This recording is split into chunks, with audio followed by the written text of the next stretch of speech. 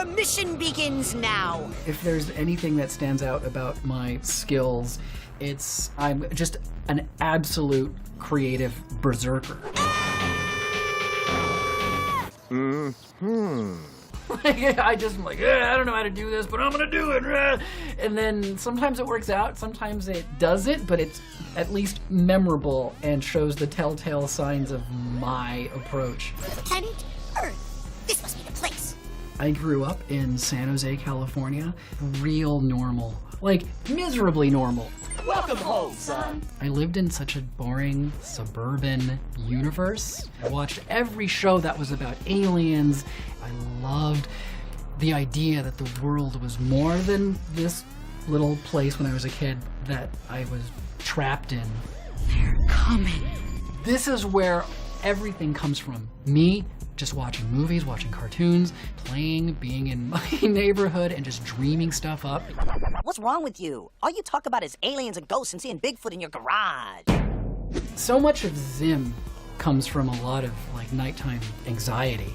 My imagination was great during the daytime, and then at night it would be like, here's the price you pay for all that stuff. You are going to basically crap yourself from terror. The ability to see that this guy who worked on comics that weren't for kids, why I might be a good candidate for working on a kids show, I got lucky that someone thought that of me. Nickelodeon, Mary Harrington contacted me about pitching ideas. Zim was the first thing that I pitched that I came up with specifically for the pitch, and it just kept going. It pretty much went from pitch to series just without hardly any waiting, and then I had a series. Do they really believe that could happen? There was no way I was going to say no. The fact that they just took a chance on someone that a lot of people wouldn't have given a kids show to is one of the coolest things that ever happened to me in my life. I'm super thankful.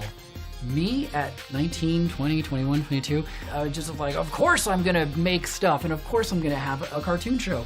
Zim is that version of me, highly concentrated, where his greatest superpower is his inability to understand why he might fail.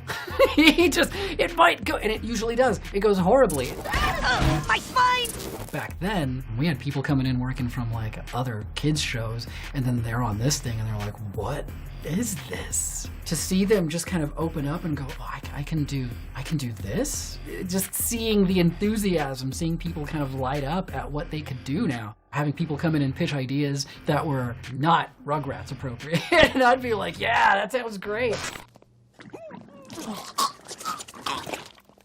I like when I can see an actual personality in someone's work. When I watch other shows, I want to feel the person coming through. That's my favorite stuff. I want to see that they're making something that could only have come from them and looks like them and sounds like them. All these characters are like you, like absurdist versions of you. Zim is that confidence that just knows no end. I'm not giving up. I'll destroy you! Dib is definitely that little me that wanted so badly to find these things and go, see? Am I the only one here who sees the aliens sitting in class?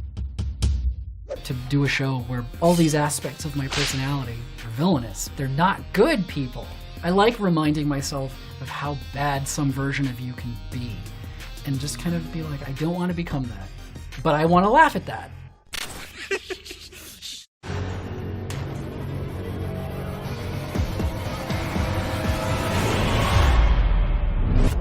This movie is Zim's first venture into the modern age of fandom. In terms of what the general consensus is, I think most of what we got back was positive. They always say don't read the comments, but you're like, how could you not? There are some people who are like, oh my god, it looks great, or oh my god, it looks terrible, and it's to be expected. It's funny. It's funny being able to just put this tiny little thing out there and watch the blast wave hit people. Just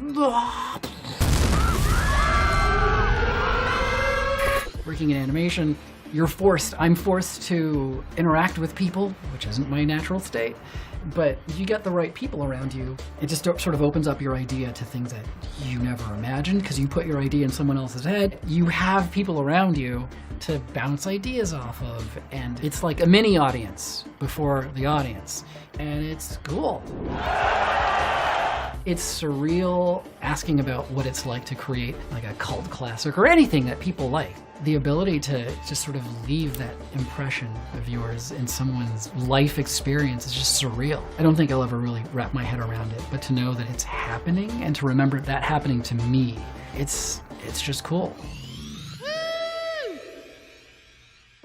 Anytime I think, things are rough, and I just think, oh God, I get to get the stuff out of my head. I get to make these worlds that I've been obsessing with since I was a little kid. Now I get to actually make them. It's important to stand back and realize how lucky I am being given the opportunity to do that. That's the dream.